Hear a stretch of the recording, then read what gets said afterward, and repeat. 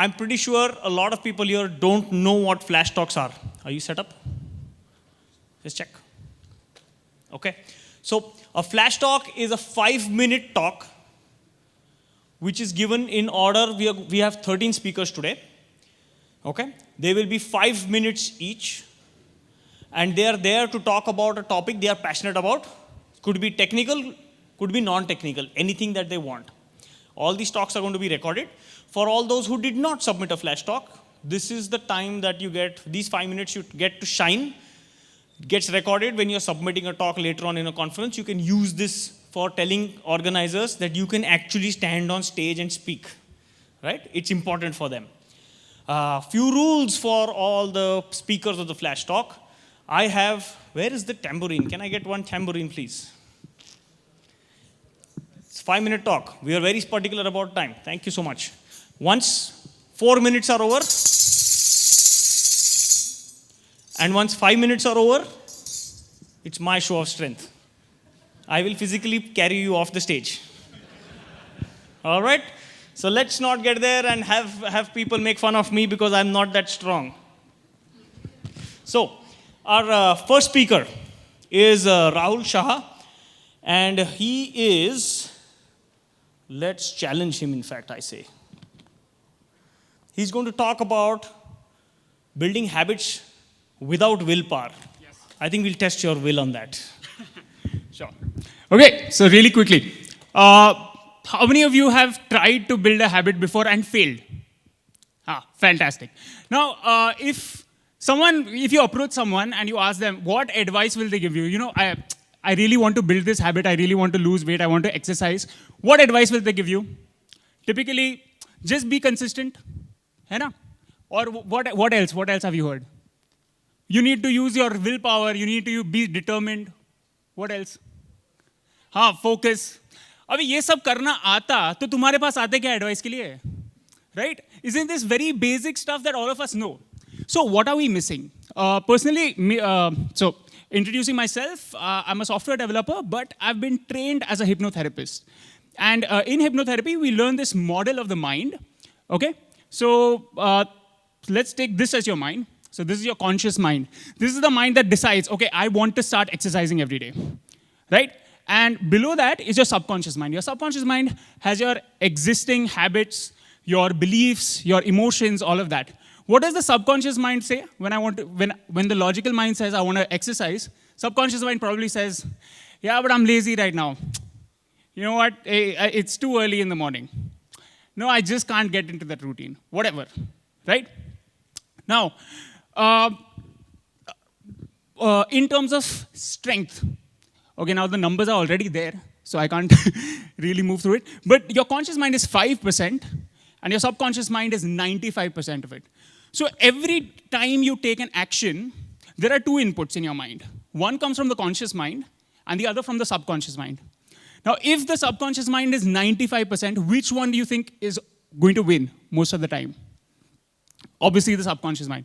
So this struggle is the problem that we all face in our lives. That's every problem we face can be just pinpointed to that struggle. Okay. Now, how do you overcome this? We do tend to overcome this sometimes, right? We sometimes break away from our habits. How do we do it? Any idea? Sorry? But kaise karne ka? How? I'm a very practical guy. I will ask you questions about like, what do you mean by that? If your goals in some sense, so there is a part of motivation, right? Where you see a goal in your mind and you feel really motivated. You remember like some days when you're just deciding that I want to build this habit today, you'll be like super excited and you'll be like, yes, tomorrow definitely I'm going to do it. And then a few days, maybe 6 or 7 days, you'll do it consistently. But then the 8th day, you'll probably fail. And then that's the end of it, right? Happen to everyone? Something similar? Gym memberships, yeah? So that's the thing is, your conscious mind has access to motivation and willpower, all right? So sometimes we're able to, plug into this motivation, we're able to plug into this willpower and actually follow what our conscious mind says. That's when we overpower the 95%. But the problem with both of these things, so with motivation is not consistent, right? It's very high at the beginning, but then it fluctuates. It goes low, again it goes high, and it's very unpredictable. You cannot control that. I want to stay motivated every day. Nahi ho payega. For sure. Second thing is willpower. Willpower is something that I believe people are just gifted with. If you want to build willpower, it takes a lot of time, right? But some people are just born with high willpower. These are the people that can stand on stage and give talks about willpower, right? But for most of us, including me, it doesn't work, right? So how do we actually go about this? Now, I'm not going to get into it in detail, but so in your subconscious mind, you see there are these like positive, neutral, and negative associations. Basically, that's what the subconscious mind works on, okay? What your memory is, and how do you associate that activity? Is it a pleasurable activity or a not so pleasurable activity, right? Positive or negative. Now, one very simple thing you can do to build a habit in the future is every time after you've done something successfully, let's say you've exercised just for 2 minutes, right? Reward yourself. How do you reward yourself? It's not like chocolate or something else. You just got to, all you need to do is yes. So every time you reward yourself immediately after doing your action, you can just celebrate, reward yourself with a yes, and that's enough to kind of get your habit kicked in. All right, that's my time. Thanks. So our next speaker is Fennel, and subconsciously he's going to try to demystify Webrtc with how audio-video calls work. All yours. Thank you. Am I audible perfectly? Hello everyone. I'm Fennel Jain. I'm an SDE at Diet, and I'm going to be a host, for this small flash talk on Webrtc. So we're going to be talking about how audio-video meetings work in general. So how did this flash talk come to being? Yesterday I was talking to a bunch of folks in the party, and I realized that it was very difficult to explain what I was doing. What my profession was, like what I do professionally, what I code around. And it's not something very, very remote. You use it every day. The COVID era brought it to everyone, the audio and video meetings, the technology behind it. It's amazing technology. Real-time communications are always so interesting. Okay, when we talk about real-time communications, the first thing I think most of them get in mind is WebSockets. So when we talk about WebSockets, why don't we use WebSockets for streaming media? There are a lot of problems. WebSockets are slow. Okay, more. They are based on TCP. Now, the second thing is, as they're based on TCP, they have the head-of-line blocking. Now, I know I can hear people screaming, Fennel, what about HTTP2? My friend, HTTP2 solves head-of-line blocking at the HTTP level, not at the TCP level. So it's still a problem. So, I want something that can stream media at very low latency, sub-second latency, and it's fine if I skip a frame or two. So unreliable. Oh, that sounds like UDP. And our future version of HTTP3. That's nice. So we have this slide on Webrtc. We have this definition on webrtc.org. It's supposed to be a simple definition. It's a bunch of jargon, which is hard to understand, but it's fine. So, actually, one back. So in the most simplest term, Webrtc is a very simple API, which lets you, it's how simple, I can say that Webrtc, please create a producer, .create producer, and I can share audio and video with you. It's such easy. But there's a whole myriad of technologies under it. It's so complicated. It's not a single protocol. It's a bunch of protocols under the hood. IC, STMP, a bunch of stuff. Actually, I tweeted about this. And the best thing about Webrtc is it does not try to reinvent the wheel. It took battle-tested protocols which have been there in the industry for like years, and it took together and gave it a package. Dude, use this. This is gonna rock. So that is one thing good about WebRTC. So it's actually a peer-to-peer connection, so I can connect to you directly, connect to your laptop directly, and I can send audio, video, media, whatever stuff to you. So a quick overview. Now, when we talk about, like, let's say if we do a HTTP call, we have a URL where we send, and we have some bunch of stuff which we send, right? So how does WebRTC does it? So over there you can see session description, right? That is what it tells. So let's say I have 3 computers, 3 systems. What happens is, that system says me, I can take 1080p. That system tells me, nobody, 480p max. I'm on old i3. Okay, so every system has different capabilities, and I'll take that. That is where what session description says, your capabilities. And I'll be like, I'll resell them, and I'll give, okay, sure, you take 1080p, you take 480p. I'll give that. Now, yeah, Rumble's gonna start. So now, how do I send the session description? That is known as signaling, and that is not provided by WebRTC. So the signaling, I can send you session description over WhatsApp, and we can start a audio video call. That's there. So usually people do it over WebSockets, but yeah, signaling is one thing. So now we know where to contact. Now we know what to send. We can just send it. It's not that easy. There are a bunch of things under that, like NAT transversal and stuff. So, but they're complicated stuff so much. Yeah. So actually, like, of course, like as I mentioned, there is a lot of stuff which goes under different protocols. So I have this knowledge base. So over here, I have a WebRTC section. I have a bunch of resources over there. So you can go there and read more about it, or you can of course contact me. And like, so it's kind of complicated about scaling and stuff, and a lot of different things. It's a myriad of things. So let's catch up after this flash talk and talk about this stuff. Yeah. No rumbles. Yeah, I'm joking.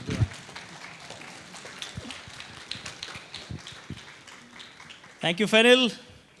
Our next speaker is Ujjwal, and he's going to speak about SQL injection.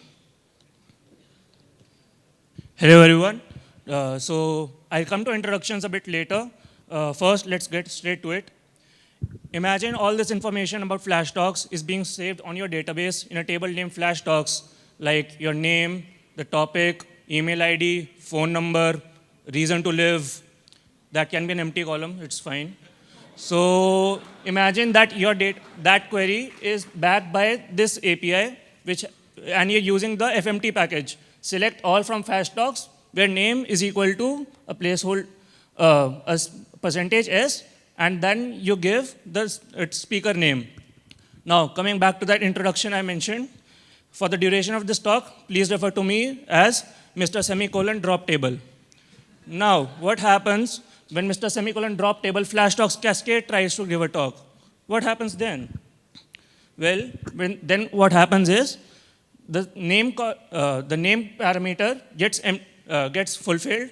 The semicolon ends that query there itself, and a new query after that, which drops that table, is executed.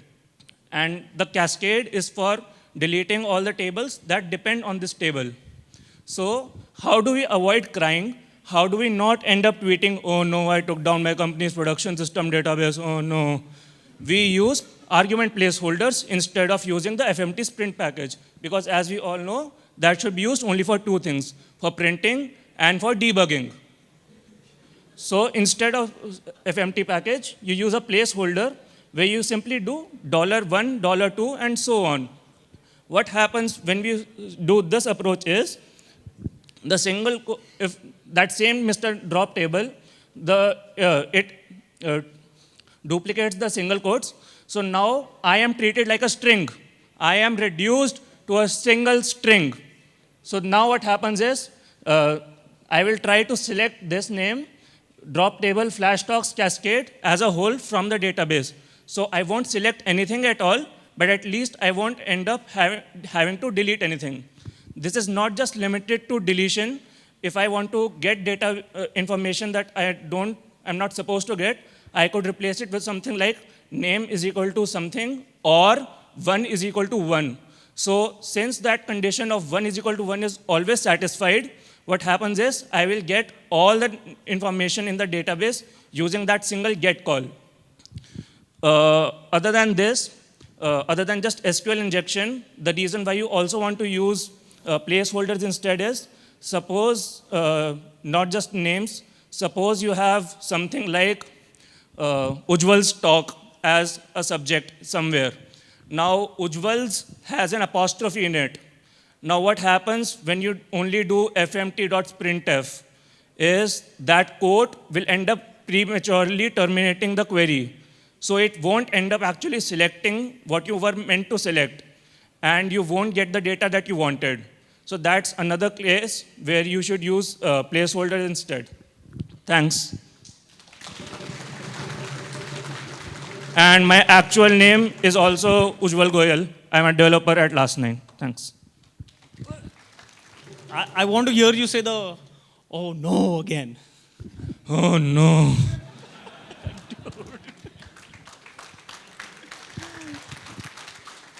All right.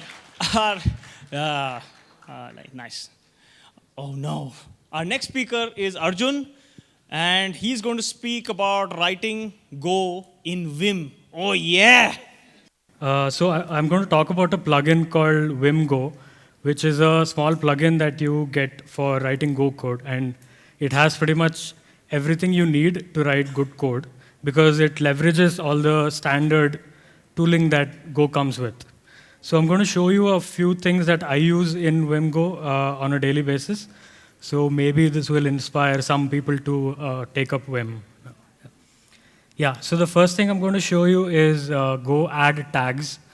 So when you have a big structure like this and you want to add Json tags, right? So you have to either go to each line, type this backtick JSON and all of that.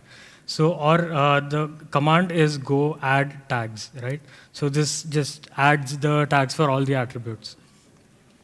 So you can also notice here that it converts from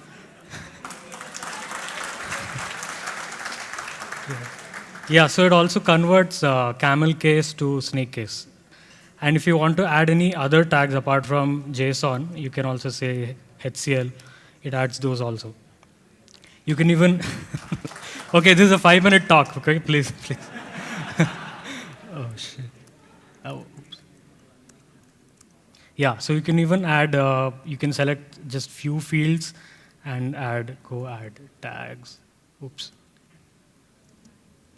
Say XML. Yeah, you can do this also, yeah.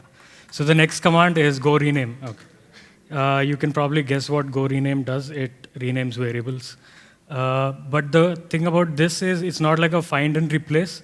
It is aware of syntax and scope. So let's say you wanted to name this num variable here, right?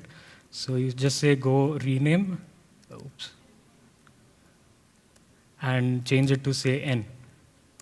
So you can see that it only changes the n here. And the num here and this global variable doesn't get changed. So this is useful when you want to refactor code quickly and make sure you don't break anything else, right? Oops, this was not supposed to be here. Sorry, spoiler alert. Okay, yeah, so let's say you have an interface that you want to mock, right? So you create a mock struct that you use in tests, and you want to implement this interface with this structure. So there's a command for that called go impl, which takes the interface name, which is db querier. Oops, I typed something wrong. db quue.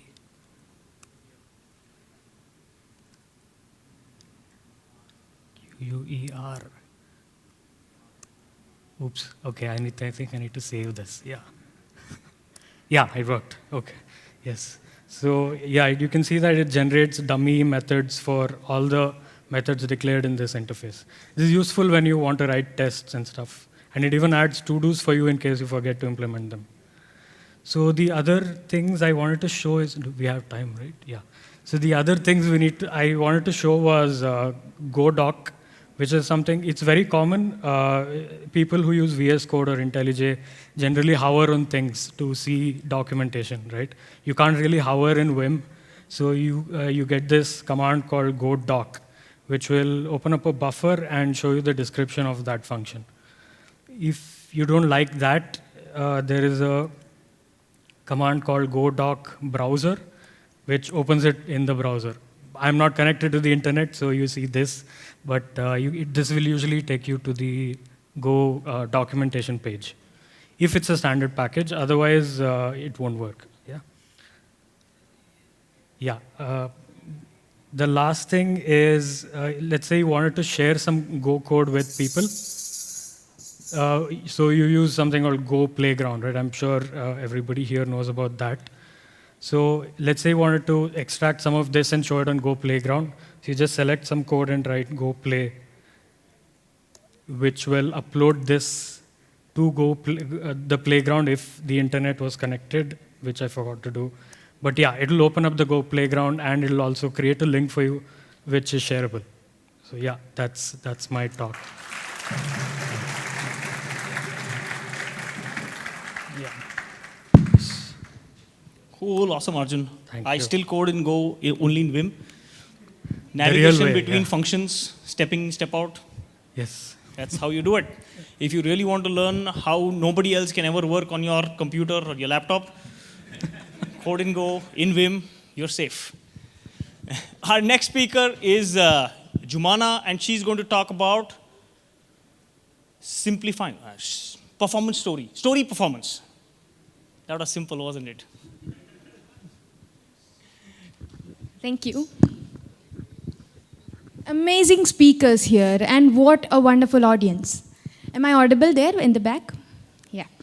So, I'm a software developer. I'm here to narrate a shairi, a story in the form of shairi in Urdu or /Hindi. We call it Hindustani. So initially I was skeptical if this is the stage where I should do this, but then someone said code is art and we all are artists, so I got instantly inspired. So in case you guys are bored, catch hold of him and not me. So yeah. Here it goes. Salam, adab, namaste, good evening. मैं जुमाना बोहरा आज जब सबके सामने आई हूँ अपनी ज़िंदगी का एक किस्सा शेयर करने. अगर अंदाज़े बयां पसंद आए तो दाद दीजिएगा. एक अरसे पहले की बात है, एक नए शहर आई थी, एक नए जगह, कुछ नए लोगों के बीच. सब कुछ परफेक्ट चल रहा था, बस एक गलती हो गई मुझसे. हाँ, वही गलती जो शायर बना गई.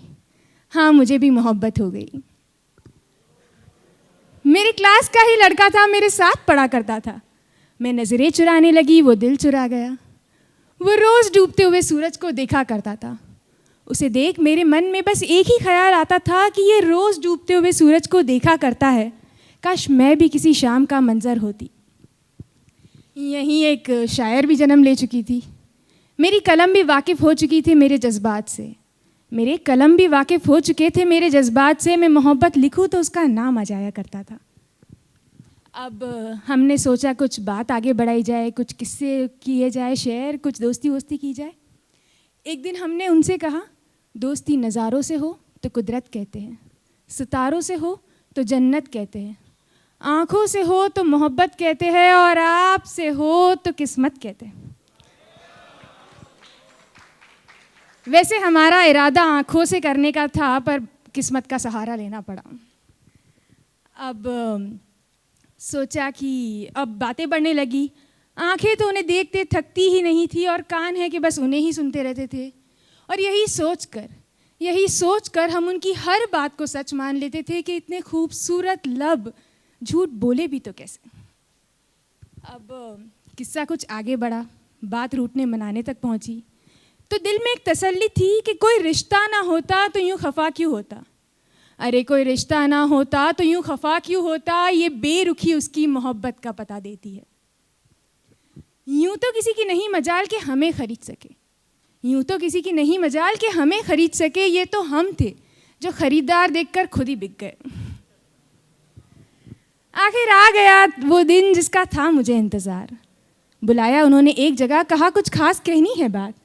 मैं शर्माई, खुश भी हुई, और आईने को देखकर बस एक ही ख्याल आया, ख्याल गालिब का है जनाब, इस पे ज़रूर दाद दीजिएगा कि हम तो फना हो गए उनकी आंखें देखकर। अरे हम तो फना हो गए उनकी आंखें देखकर, न जाने वो आईना कैसे देखते होंगे। अब गई मैं उनसे मिलने रेडी होकर एकदम। एक मोहतरमा खड़ी थी उनके साथ, तो हल्की सी जेलसी, हल्की सी ऑप्टिमिज्म लिए गई मैं उनके पास। उन्होंने मुझसे कहा, मुझे मोहब्बत हो गई है, और मैं बस वहीं थम सी गई। मेरे दिल ने मुझसे कहा कि इस लम्हे को यूं ही थम जाने दो, कुछ बातें अनकही ही रह जाने दो। मेरी खामोशियों को आ तू सुन ले ज़रा, इन आँखों का कलमा तू पढ़ ले ज़रा। ये पल ये समा यूं ही थम जाने दो, कुछ बातें अनकही ही रह जाने दो। इतने में उन्होंने नज़दीक आके हमसे कहा, हमें मोहब्बत हो गई है। और ये कहकर उन्होंने हमें अपनी माशूका से मिलवाया। तब हाल कुछ ऐसा था कि भीड़ में खड़ी थी पर तन्हा थी मैं, चेहरे पर मुस्कान लिए खफा थी मैं। दिल में उदासी है बयां कैसे करूं, आंखों में अश्क है रवां कैसे करूं। हर लम्हे में इंतज़ार कर रही थी मैं, हर चेहरे में उसी को तलाश रही थी मैं। मतलब मैंने सोचा था उसकी मोहब्बत में नशा सा छा जाएगा, सोचा था मैंने कि उसकी मोहब्बत में नशा सा छा जाएगा। दिल क्या टूटा, नशे से मोहब्बत हो चली है। तब तक इतना लिख चुकी थी उसके बारे में, इतना लिख चुकी थी मैं उसके बारे में कि मेरे लफ्ज़ों की पहचान अगर कर लेता वो, मेरे लफ्ज़ों की पहचान अगर कर लेता वो, तो उसे मुझसे नहीं खुद से मोहब्बत हो जाती। I had described him so well. अब दिल टूटा है, वक्त लगता है। बैठे घर पे कुछ देर, इसी दौरान बहुत कुछ ख्याल आए, बहुत कुछ किया, लेकिन अब वापस उभर के जाना पड़ा कॉलेज में। उसी बेंचेस पे उसे बैठा हुआ देखा, कसम से बहुत गुस्सा आया। मेरे दिल ने मुझसे कहा कुछ कर बैठो, लेकिन फिर मेरी नज़र उसके बाजू वाले पे पड़ी, कलम फिर से चलने लगी, मुझे फिर से मोहब्बत हो गई। तब जिंदगी का एक उसूल समझ में आया दोस्तों, अरे ये तो ज़िंदगी का सफ़र है, यूं ही चलते रहना चाहिए। आप नहीं तो कोई और ही सही, पर कोई तो होना चाहिए, कोई तो होना चाहिए। वैसे यूं तो डिस्क्लेमर पहले कह देते हैं कहानी के, पर मैं आखिरी में कह देती हूँ, all characters in the story were completely fictitious, has no resemblance to any real person, story or human being. Thank you so much. You have been a wonderful audience. Thank you so much. Wow, that was amazing. All right, that was amazing. Now I know that not every one of you all understood this very carefully. So I'm going to have my Italian friend Marco come here and translate this for us in English. Yeah, sure. Of course, you know it's a tragic ending, right, to the story?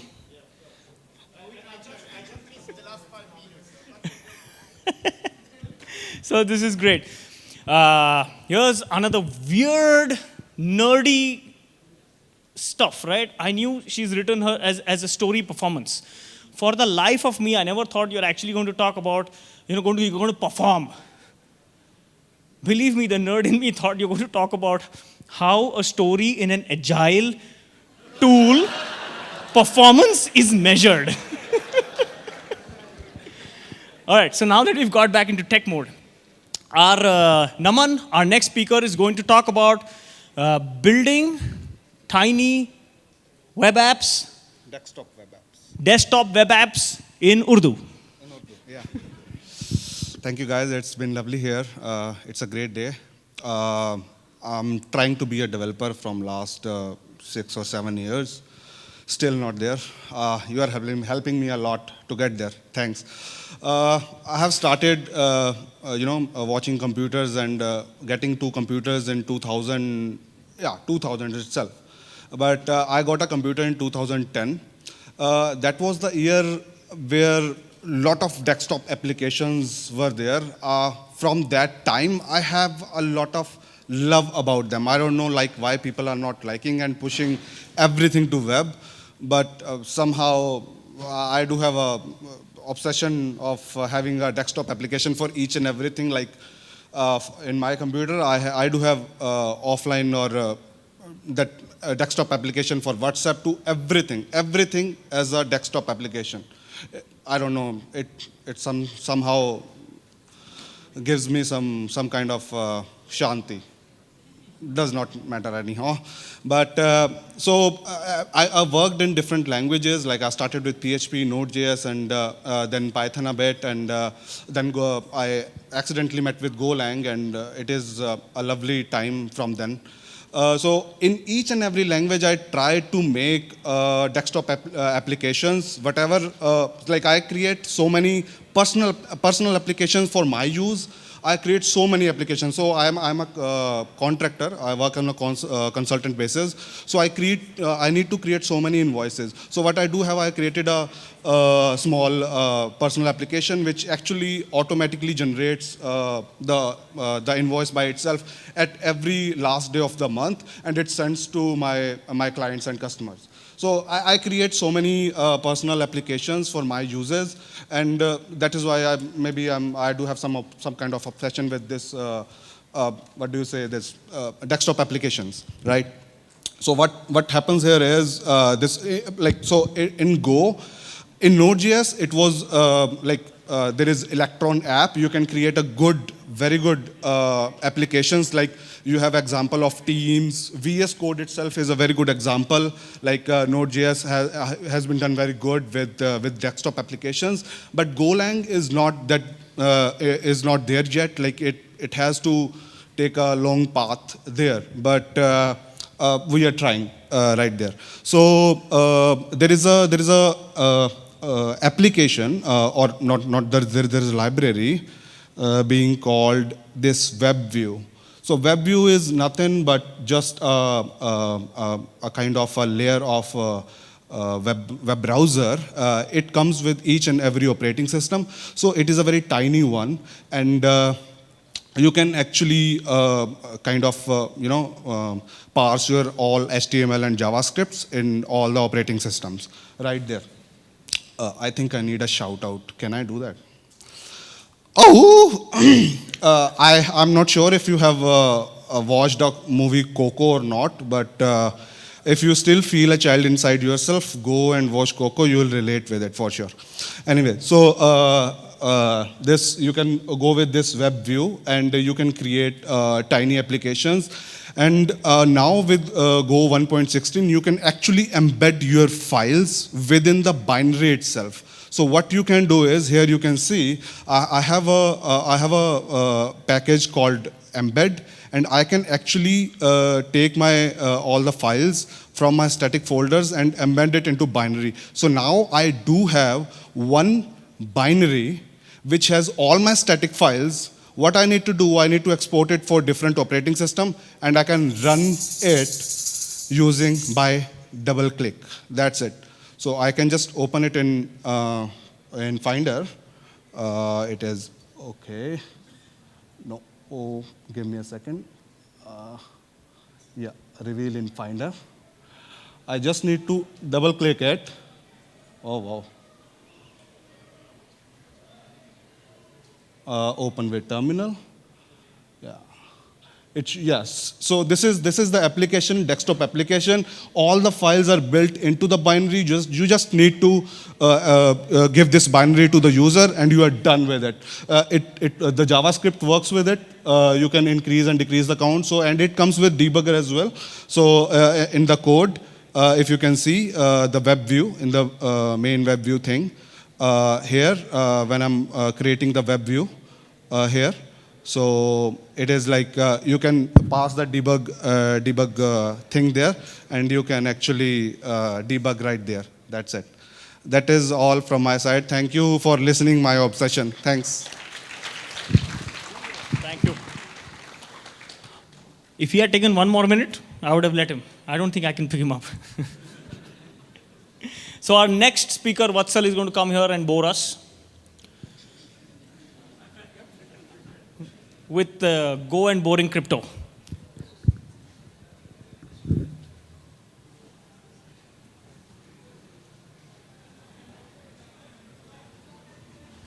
Hi. I'm literally going to bore you, all of yours. How many of you have had to work with government customer previously? Especially US government customer. Right? So increasingly these days they're very picky about security and all the data breaches and all the tools they use in the tool chain software development in the softwares. So on the same lines, US government and a department called NIST came with this standard called FIPS, Federal Information Processing something. Essentially, it mandates that all the libraries, cryptographic libraries that the government is using inside their products, I mean, all the products that they're using, they need to maintain certain level of cryptographic tightening. So they mandated some of the algorithms that only this algorithm should be used, minimum algorithm requirements, certain binaries only you can use for their softwares. Now, this creates a problem to reinvent the whole stack of, you like to make a website for government, but you don't want to reinvent the whole Golang to be compatible with the tool chain that they suggest, right? So, around 2015, people started coming to Golang that, hey, government is pushing this thing where they only mandate certain cryptographic binaries, but Golang does not have a support for this. So around the same time, Google came up with this own implementation of OpenSSL. It was called Boring Crypto, and the core of that library called Boring SSL, which they got it as a FIP certified library. So people started implementing this for Golang. And fast forward today, back in 2021, they had this branch active. It's called dev.boringcrypto. So if you go to GitHub of Golang, they have this separate branch along with master and all the versions. Essentially what it does is, it gives you all the requirements implemented, all the requirements for FIPS are implemented as part of this different version of Golang. They do releases of the same container images that you would use as a compiler for your applications. Yep. So they came up with this branch. At the same time, Red Hat also came up with different toolchain of their own. So they went with the OpenSSL rather than Boring Crypto. They directly went with OpenSSL, which was the original requirement of government customers. They have a bunch of their own.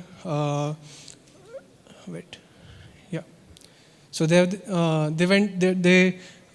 went and integrated it as the de facto inside the RHEL. So if you're building any applications on top of RHEL, it's FIP certified. That's my understanding. So Golang as a community started maintaining this, and they publish images regularly.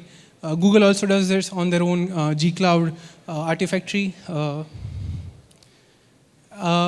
And fast forward, this change went in live like just 25 days back. So now Go and master branch directly supports all the Boring Crypto functionalities.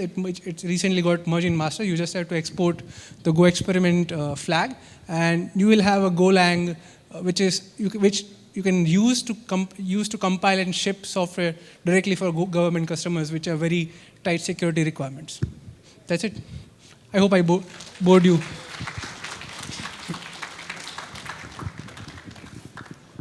As long as you don't cross the 5-minute mark, it's never boring. Actually, if you do cross it, it becomes interesting for others. Our next speaker is Lakhan, and he's going to speak about the authorizer.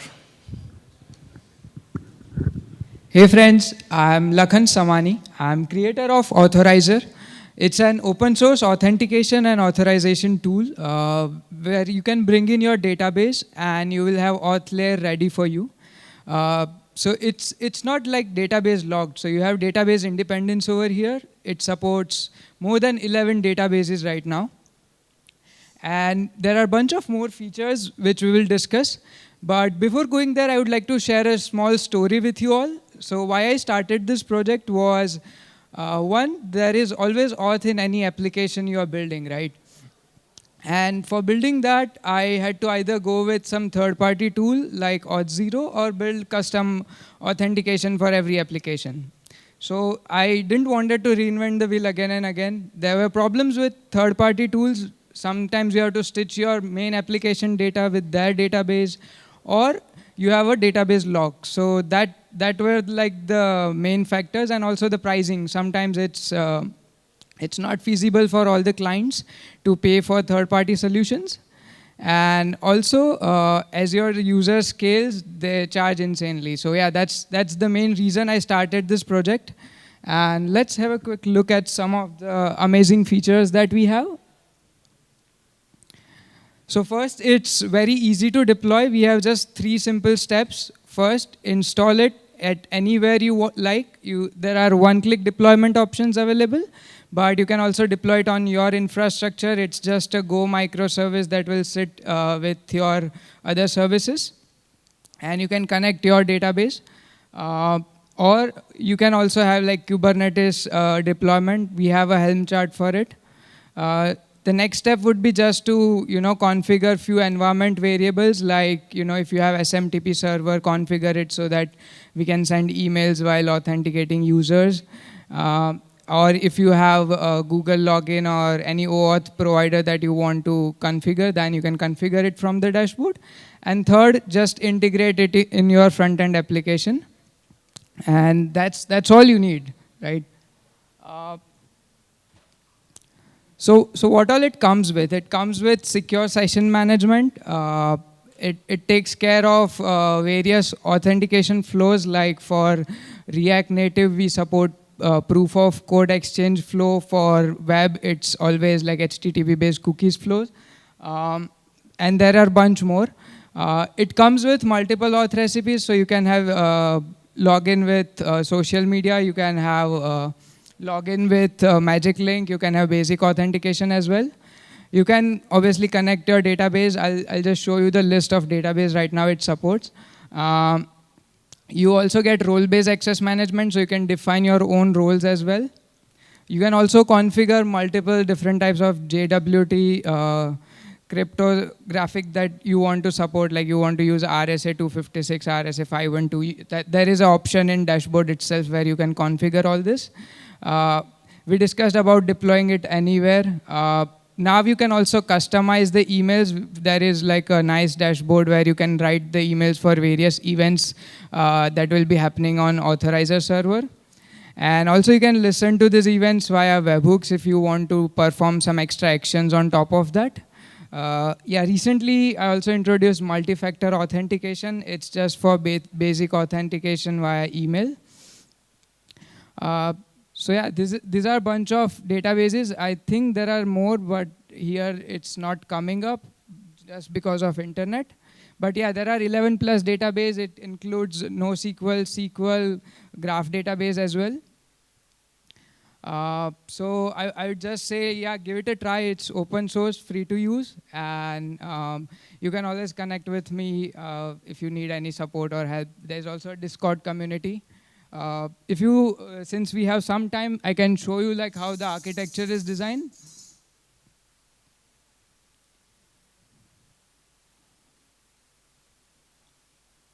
So Authorizer sits in middle. You connect your database. You bring in Redis for managing sessions. You configure your mailing client, your OAuth solutions, and we also give a universal login page. So if you don't want to write the code, you can just use this universal login page. If you have used Auth0 in past, you will get the similar experience over here. Yeah, that's all. Thank you.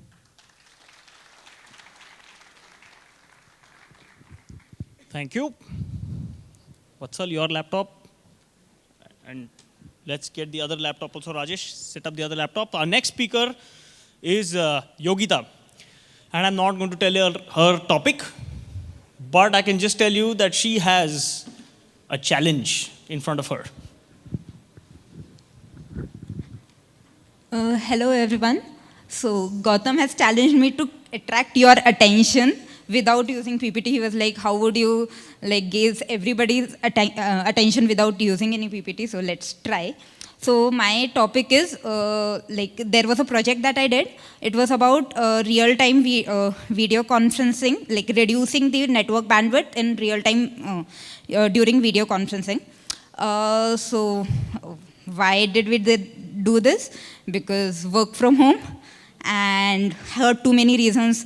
Network bandwidth issue, won't join a call or won't be available for video calls, etc., etc. Plus, it was a master's dissertation during pandemic, so it was the best topic to do.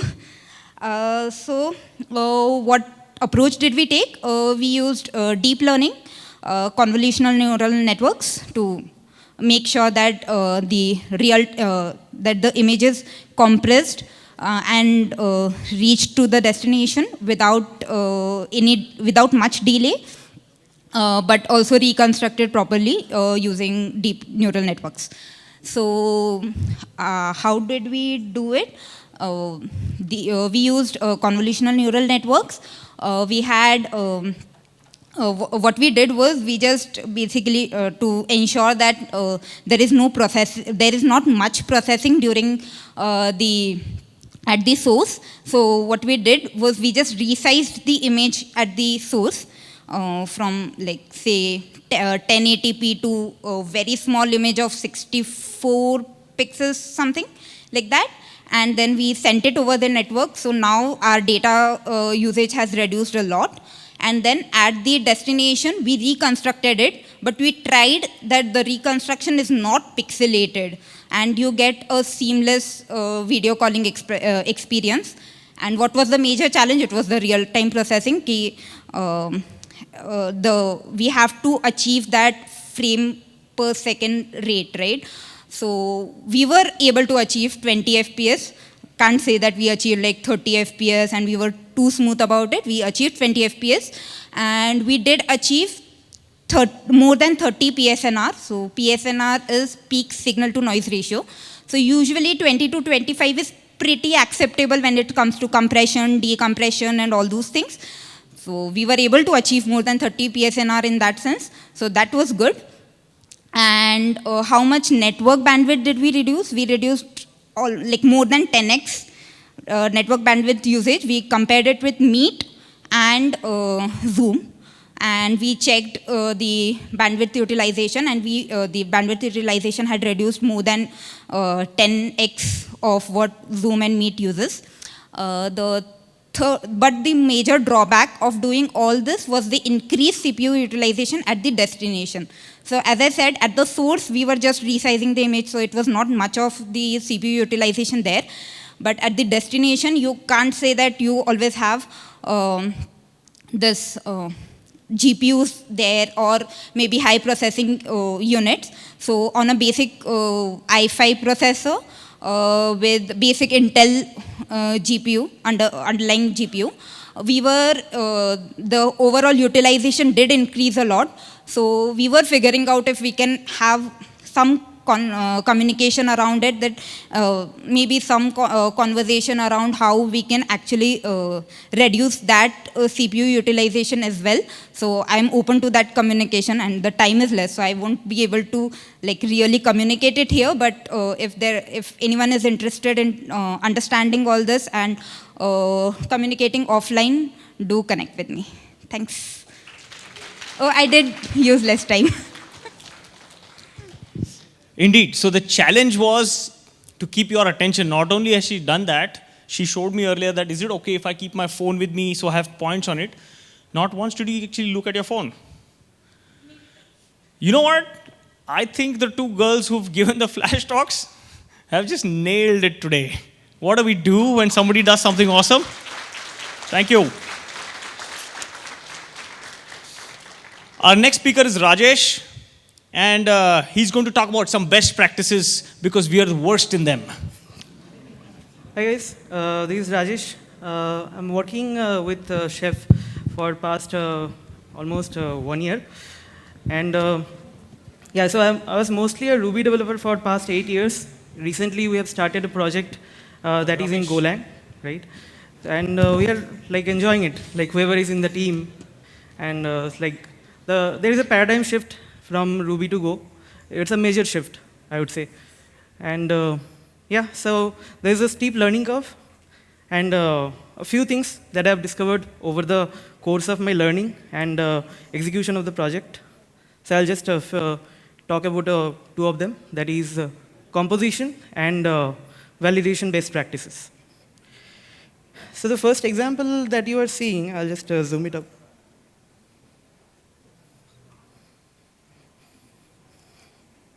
Right? Okay, so it's a very small piece of code.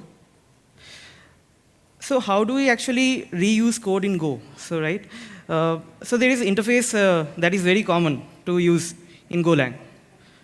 But how exactly are you reusing code in different types that you define? So interface doesn't allow you to do that.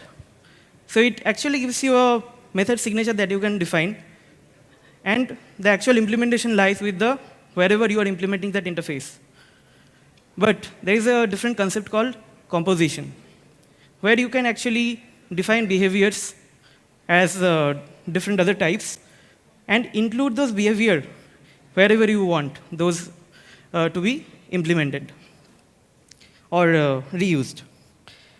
So in this example, you can see, so there are two types that has been defined, which has no attributes, only two methods attached to it, the fly type and run type, right? So they represent different behaviors that you can do, that you can have in your own implementation.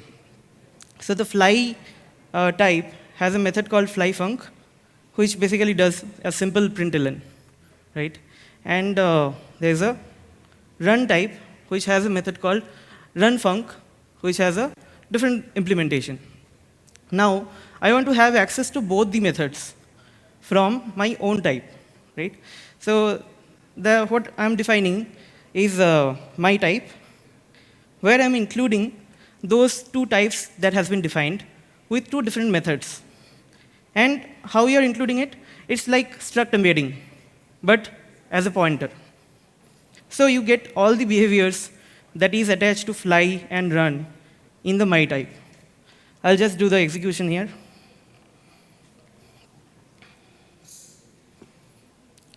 So entry point, hello composition, and both flyfunc and runfunc called.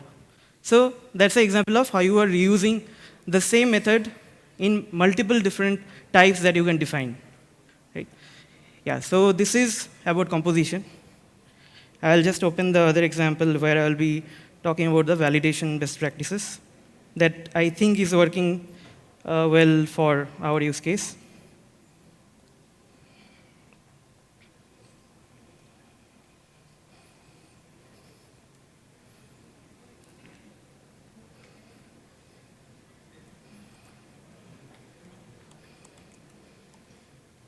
So it might be a very trivial example to give. So what is happening is, so you have this certain attributes you are taking in this func one, right? The name and age.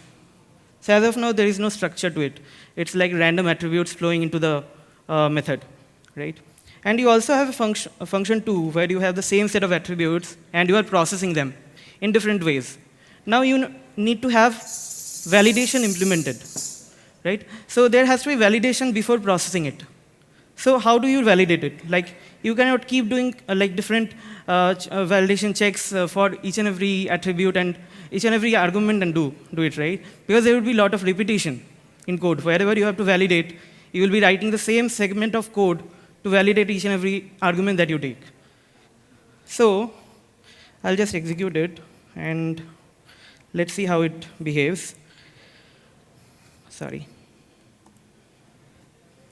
No pressure, no pressure. 10, 9, 8. Okay, so it is doing validation. Like, both the functions did validate.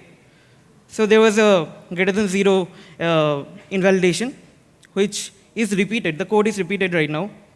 But how can you actually have the same thing modularized? Sir? Okay. So I think it's time up for me. But you basically implement a type and just attach the validation. That's thank you. And this is me. You can connect over me on LinkedIn. That's okay. Or you can lift him up. That's also fine. Thank you. Thanks, buddy.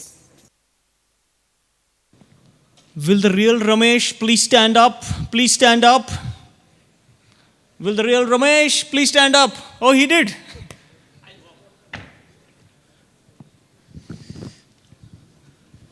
Okay, hello everyone. So, what is the best or the biggest problem in programmer's life? Except that they don't have girlfriend. So, what are the other biggest problem in programmer's life? Okay, I will seek for some answers, but anyway, I'll give myself.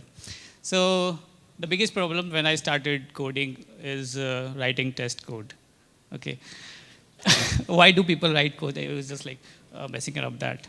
So this is one of the biggest problem, and I thought, what could be the possible solution for this? So what I thought is that we are living in a world of computers. Why don't computers work for us? Like, right? Why don't computer write test for me? So that's why I came up with this controversial topic about, we don't need to write tests. The computers can do by themselves. And I'll just present a theoretical funda about how it can be possible. I'll just provide some sort of, vague proof on top of that. So what happens is that, first of all, you need to understand who will be the real testers of your software that you are building. Okay, that is the end users. And once you know that, you can just keep on thinking about how this can be done. So the best way is that you keep on recording the traffic about what are the inputs and what are the outputs. Now, how can you do that? In microservices world, you have service mesh like Istio or Kuma and all. Or when it comes to even more dive deep in, if you have heard of eBPF, then there is a tool called Cilium, which provides you kernel level input and output to functions. So you get to capture not only just HTTP, but also the HTTPS traffic with the input and output response. Once you have the data, and there are other ways as well, like on the API gateway, you can put a service which can keep track of the input and output to a specific function. Since once you have the input and output, you can make the assertions. Once you have the baseline system, you can make the input and output. Input becomes your test parameter, and the output becomes your test expectations. And there's a lot more things you can do in between, like pre-processing of the variables and all. So this was the integration test. When it comes to unit tests, there's no big problem as well. So you have code instrumentator for every library, right? So you can instrument your code at the input as a function parameter, or the return as a function return statements. You can put wrappers, and you can find out what are the input and output to a particular function. So that way you can also write unit tests as well. So that was the big idea about how the zero code testing can be done in our real life. And I started this long back, which is there's a tool called Allrounder, which I started with this funda itself, and it's still in like POC stage. So this is a theory which I am trying to prove, and it is provable theoretically, and it's somewhat also possible that I follow in our day-to-day programming practices.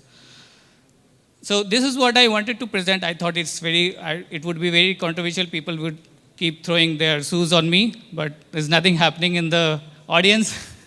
So I'll see if there's is there any other questions or not?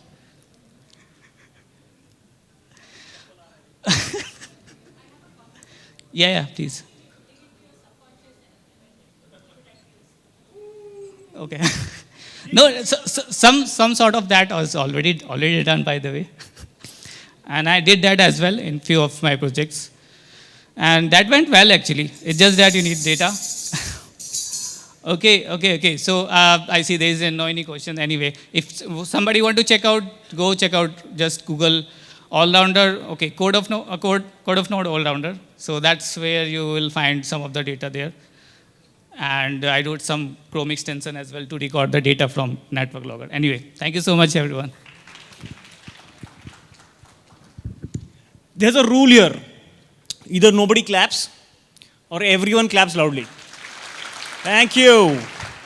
All right, our next speaker is Prakash, and he's going to build a whole community. You have your clicky? Yep. Slides. Yeah, so hi, I'm Prakash. I'll quickly get through this. So this is more of a crash course on how to finish 30 slides in 5 minutes. Right. So I'm Prakash. I work for the Office of CTO at VMware. Right. So what is Kubernetes Bangalore? How many of you all are from Bangalore? Quickly, I don't have much time. So if you have not attended Kubernetes Bangalore, it's a meetup that we organize every month. And we've been organizing, and through the pandemic also, we kept it going.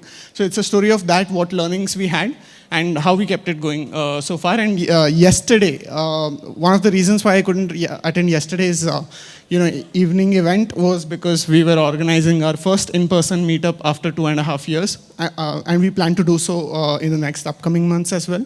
So if you're in Bangalore, do attend it, meet us there. So yeah, these are we are on Meetup, we are on Twitter. If you follow us, you'll get our updates over there. Right. So the history was we started in 2016 as a very tiny meetup at Red Hat Bangalore office, right?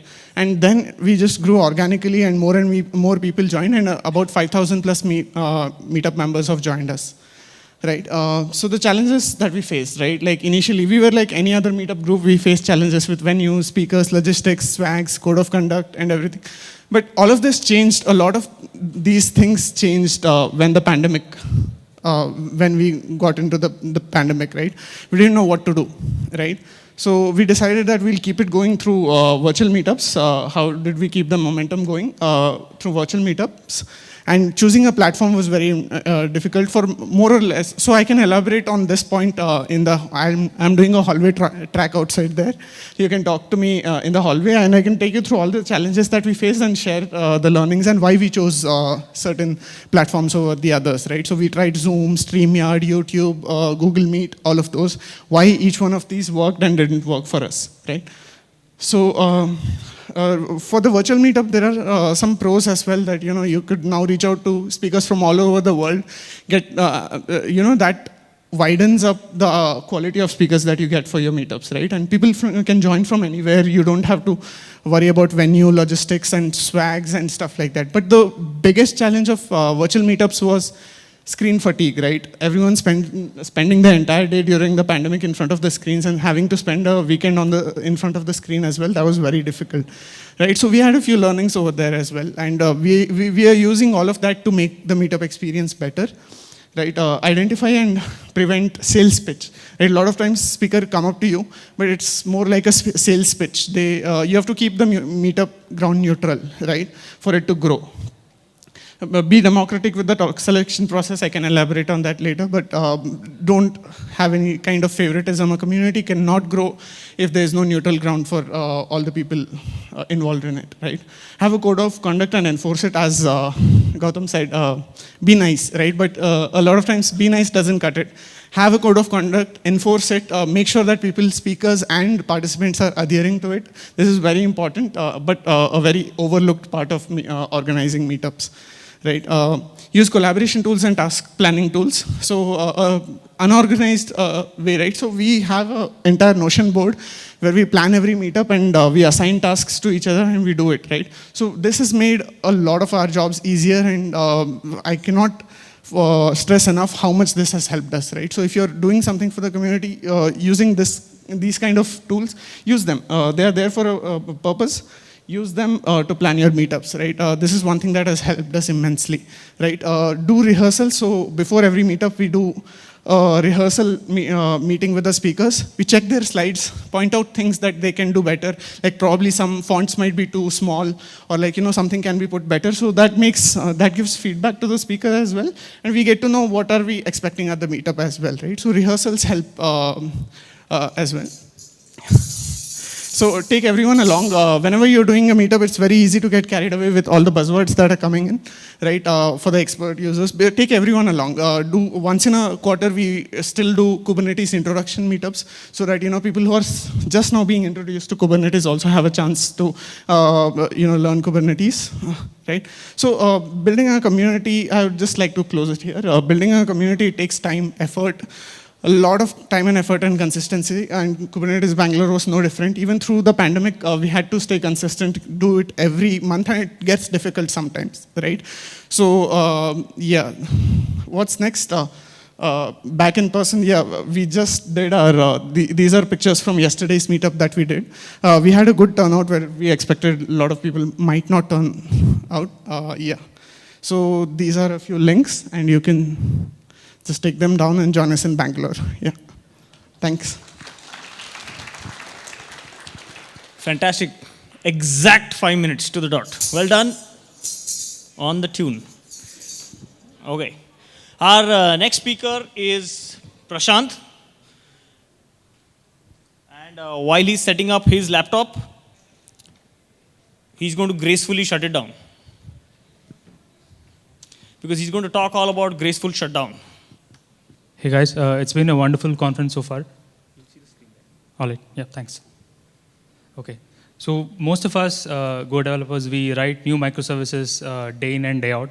But the fact that how to cleanly shut them down is something we overlook most of the times. And I'll just walk you through why that is important. Why shut down gracefully? So generally you'll have applications that is deployed on pods or containers or Kubernetes or whatever. And these pods and containers go up and down as your application auto-scales and also as part of your regular deployment. And unless you write code that is specifically handling how to do a clean shutdown, your requests that are in flight are bound to be lost, and it will be abruptly shut down, which will result in a poor user experience, which can often look like 5xx written by the load balancer. It could also lead to data inconsistencies in your database or however you store state, right? And shutting down gracefully is not really a trade-off, so there's no good reason to not do this.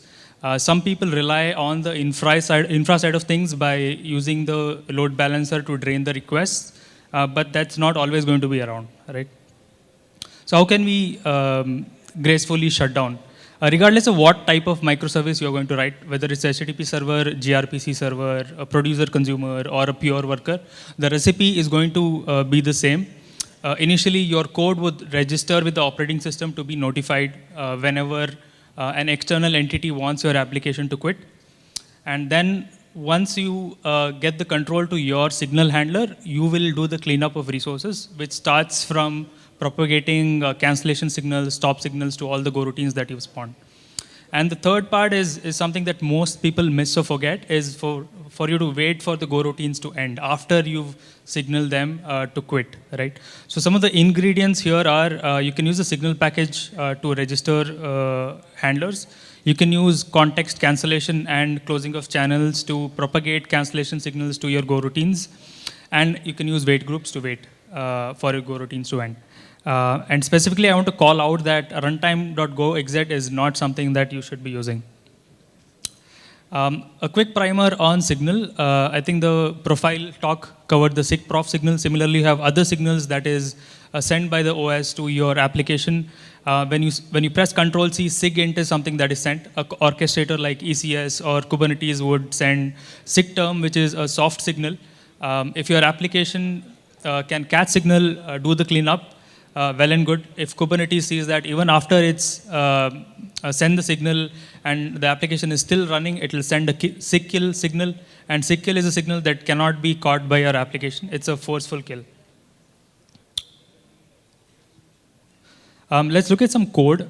So in this example, I have a HTTP server created, which is running in the background thread because your listen and serve is a blocking call, right? And then I'm registering my signal handlers, and on the lock printf line, I'm blocking the main thread, the main Go routine, waiting for one of those signals to arrive.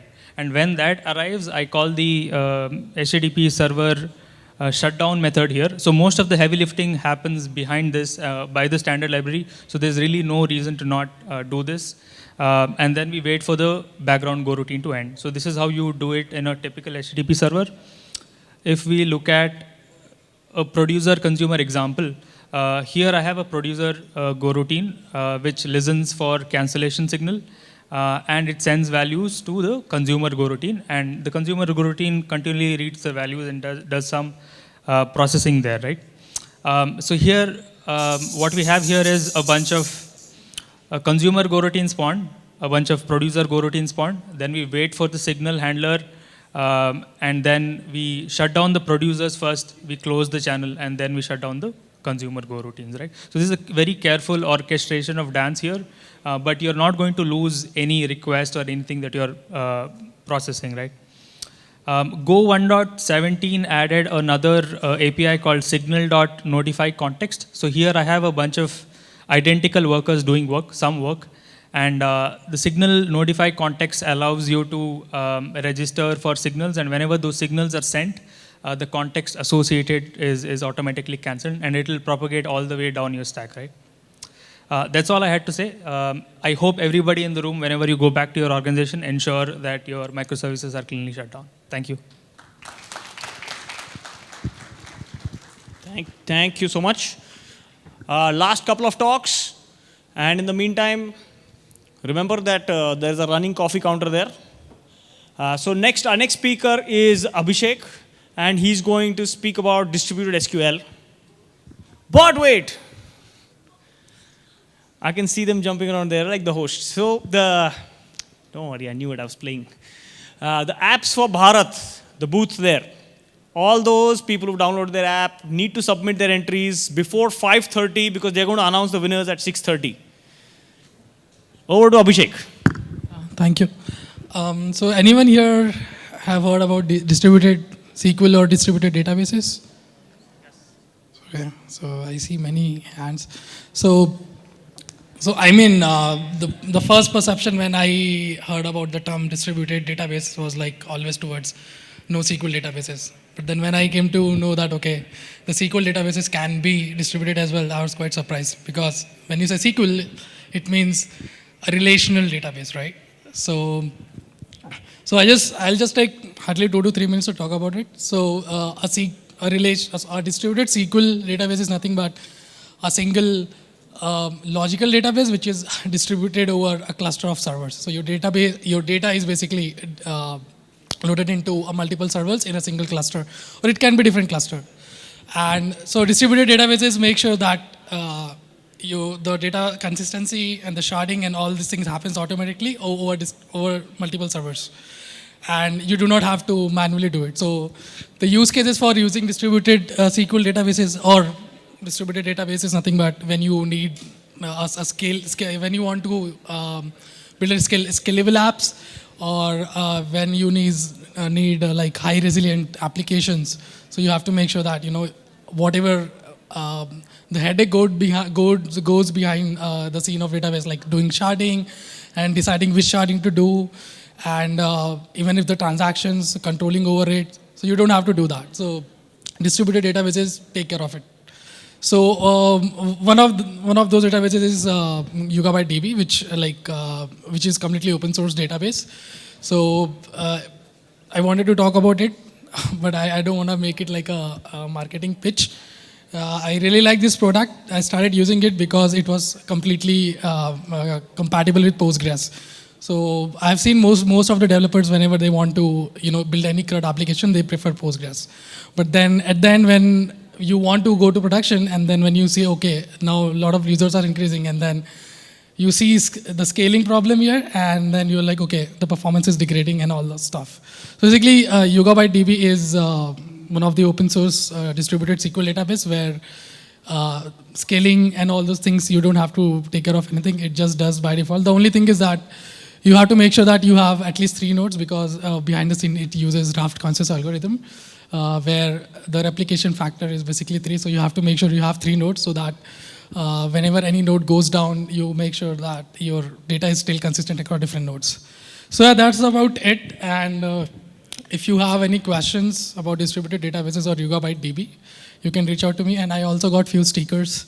So if you are interested, please feel free to reach out to me. Thank you.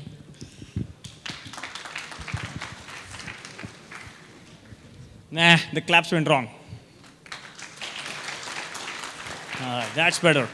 So for our last flash talk for the day, money.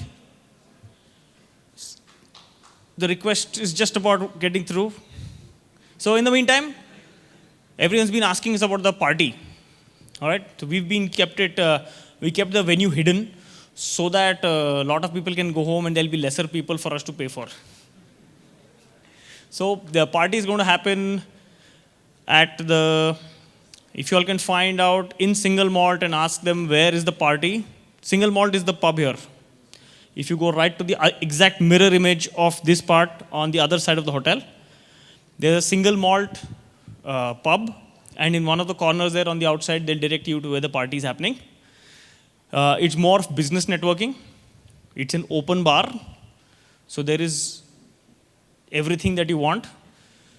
There are business leaders there who will be observing, so be careful that you either get picked, but you definitely don't get dropped. Okay? We have a cap there on the food, so there is no food being served, it is only cocktail snacks. And then there will be kind of free-flowing liquor.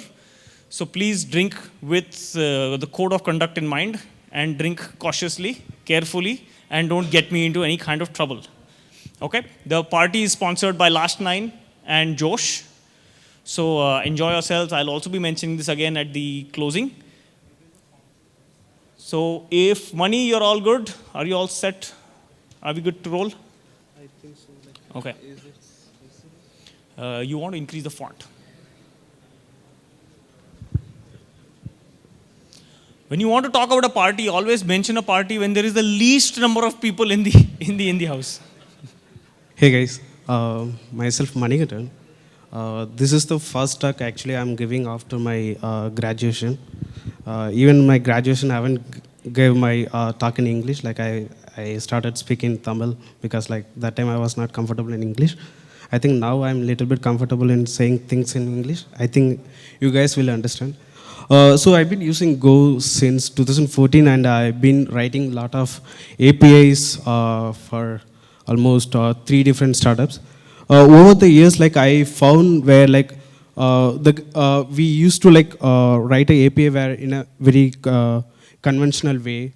That said, is that like I feel like we haven't used the custom handlers that frequently. Like why here like I'm just a little bit showcasing like how I write simple APIs using some custom handlers, and why I feel that is like useful in terms of writing simple handlers, right?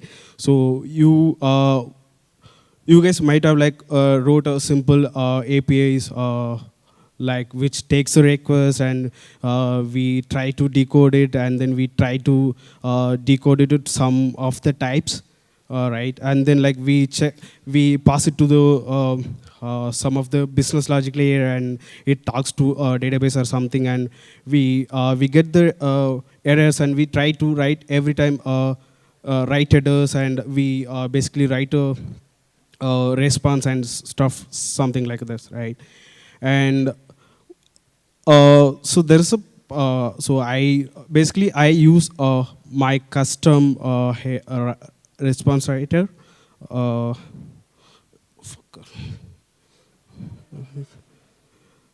Okay. So basically, my custom handler type. So basically, I have a custom handler type which basically returns the error. So it's not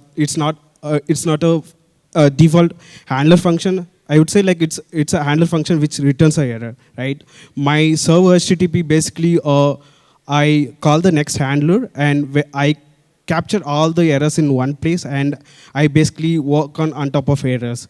So I treat the handlers as a function which returns error, nothing else, and I write the middlewares as well as like it's just a function call which always returns a error, and whenever there is a response has to be made, and I'll I'll do it in a one time, right? So for small examples, I have my routers, like basically I use Gochi heavily, like I've been using that for nearly 3 years. Yeah, so my handler is wrapped into my custom handler type, and for a simple handler function looks something like this, right?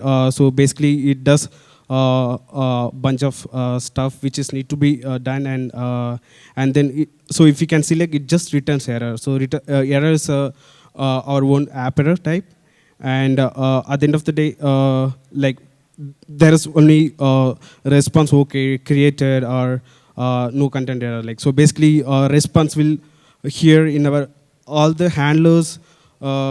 We do only 200, 201 and 204, not more than that. Like we treat everything as a error, and so there are.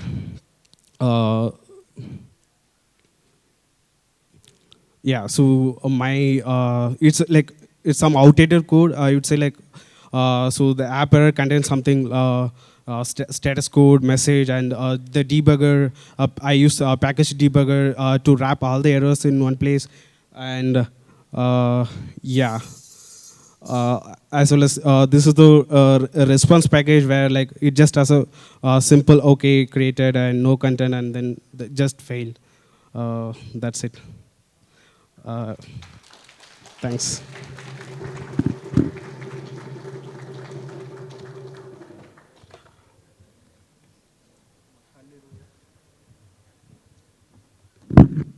All right, thank you so much. I think we need a loud round of applause for all the speakers in the Flash Talk. Not at all an easy job to come here, stand on stage, and give a talk. I've been speaking to a few of them. They've been telling me with the first time all the fears that they had, but I think everyone has handled them really well. Fantastic job, guys.